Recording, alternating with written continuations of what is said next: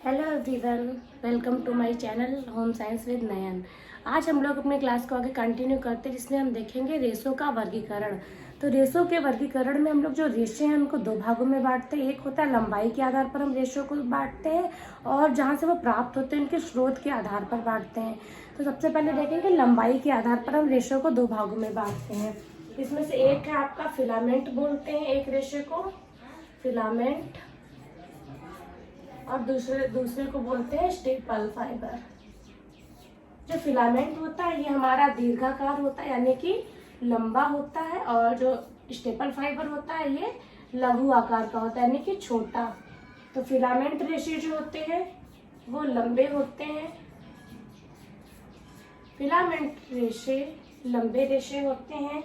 ये हमें कृत्रिम जगत से प्राप्त होते हैं, क्योंकि इनको हम जैसे चाहे वैसे लंबा कर सकते हैं। ये कृत्रिम रेशे होते हैं। लेकिन एक हमारा सिल्क होता है जो हमारा इसमें प्राकृतिक रेशा होता है, लेकिन वो फिलामेंट में आता है। प्राकृतिक रेशा होता है रेशम, ये हमारा फिलामेंट रेशों में आता है। इसका मापन हम मीटर में करते हैं, इसका मापन मीटर में करते हैं। और जो स्टेपल फाइबर होते हैं ये छोटे रेशे होते हैं, ये छोटे रेशे होते हैं। ये प्राकृतिक जगत के रेशे होते हैं, प्राकृतिक जगत से प्राप्त होते हैं। सिर्फ सिल्क को छोड़ करके जो स्टेपल फाइबर होते हैं उसमें सिल्क को छोड़ करके बाकी सभी जो प्राकृतिक रेशे होते हैं वो स्टेपल फाइबर होते हैं, रेशम को छोड़कर, क्योंकि रेशम जो होता है वो हमें लंबा प्राप्त होता है।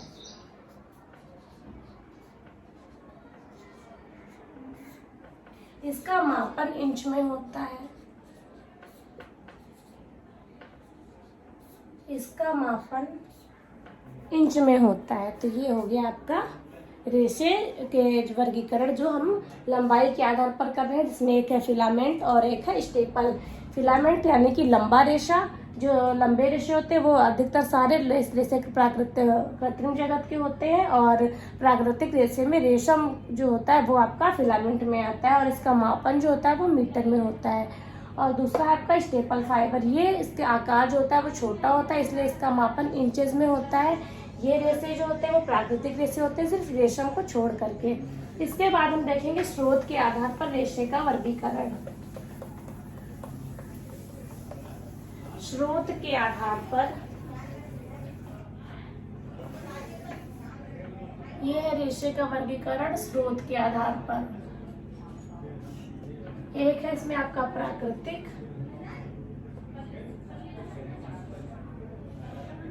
और दूसरा है आपका कृत्रिम या रासायनिक, कृत्रिम या रासायनिक। प्राकृतिक रेशे को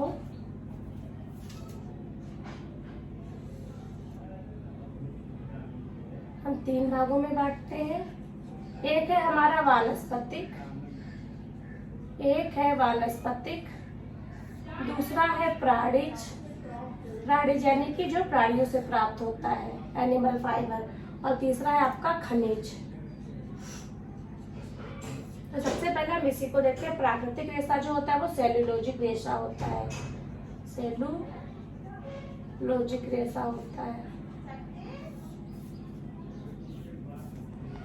तो आगे हम लोग अब इसको देखते हैं। ये हमारा है प्राकृतिक रेशा, इसको हम तीन भागों में बांटते हैं। पहला है हमारा वानस्पतिक, दूसरा है प्राणिज, और तीसरा है खनिज। तो जो वानस्पतिक रेशा है वो हमारे वानस्पतिक रेशे, सभी वानस्पतिक रेशे सेलुलोज उसमें प्राप्त होता है, इसलिए उसे हम सेलुलोजिक रेशा भी बोलते हैं। वानस्पतिक रेशे जो है वो तीन भागों में होते हैं। एक होता है हमें जो प्राप्त होते हैं वो बीज से प्राप्त होते हैं, तने से प्राप्त होते हैं, और पत्ती से प्राप्त होते हैं।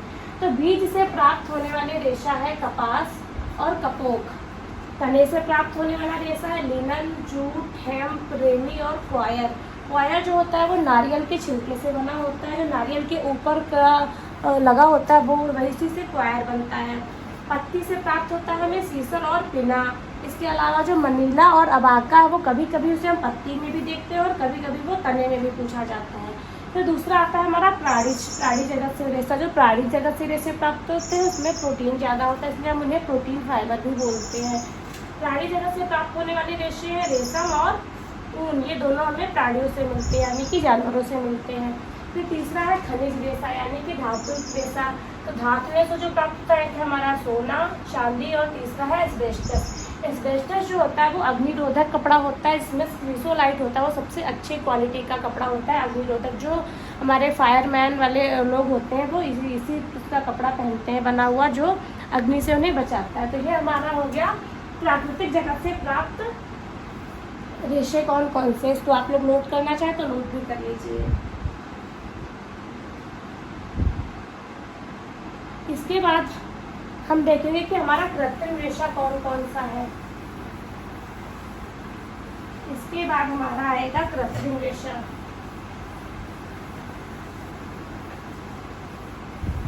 जो कृत्रिम रेशा यानी कि जो हम लोगों ने खुद से बनाया हुआ है, यानी मैन मेड फाइबर जिसे बोलते हैं कृत्रिम रेशा, वो दो प्रकार का होता है। एक होता है रासायनिक रेशा, रसायन से प्राप्त,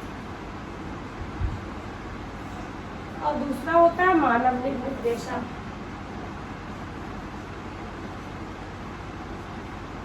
मानव निर्मित रेशा। तो जो हमारा रसायन वाला पहले हम देखते हैं, रासायनिक रेशे में हमारे आ जाएंगे नायलॉन। जो रसायन से प्राप्त होते हैं वो रेशे रासायनिक रेशे होते हैं। इसमें नायलॉन, डेक्रान, आरलान,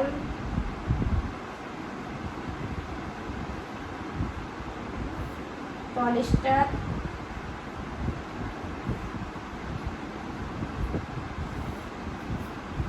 इन रेशों को हम जादुई रेशा भी कहते हैं। नायलॉन को सुलभ रेशा बोलते हैं। सुलभ रेशा, जादुई रेशा,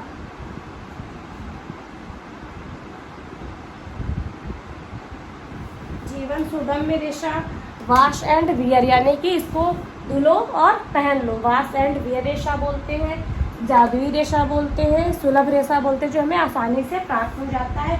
इसको इजी लाइफ फाइबर भी बोलते हैं क्योंकि इसका जो यूज़ होता है वो इजी होता है। और दूसरा हमारा है मानव निर्मित रेशा है। ये हमारा सेल्यूलोज और केमिकल से मिलके बनता है। सेल्यूलोज और केमिकल से मिलके बनता है।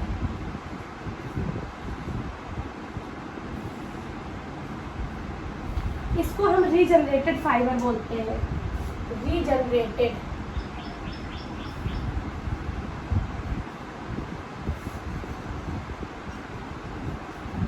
रीजनरेटेड फाइबर होता है हमारा।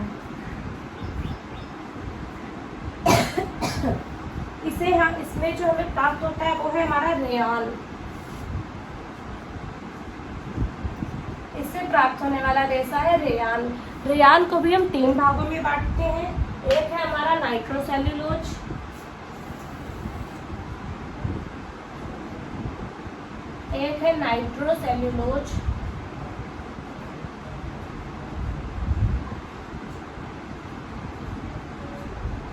दूसरा है हमारा कुप्रामोनियम,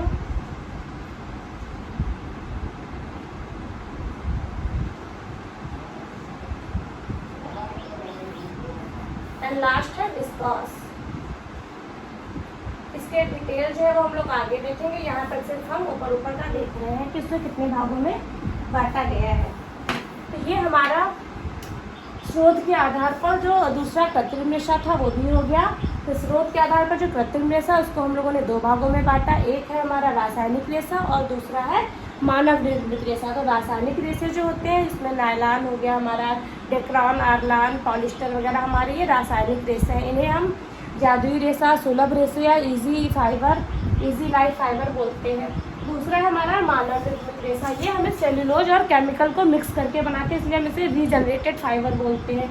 इसमें है हमारा रेयान हमें 3 प्रकार के मिले हैं, नाइट्रोसेल्यूलोज, कुप्रामोनियम और विस्कास। इनको हम लोग आगे डिस्कस करेंगे। आज के लिए इतना ही, क्योंकि हमारा ये रेशों का वर्गीकरण कंप्लीट हो गया है। अब कल हम देखेंगे सबसे पहले कपास। आज के लिए थैंक यू।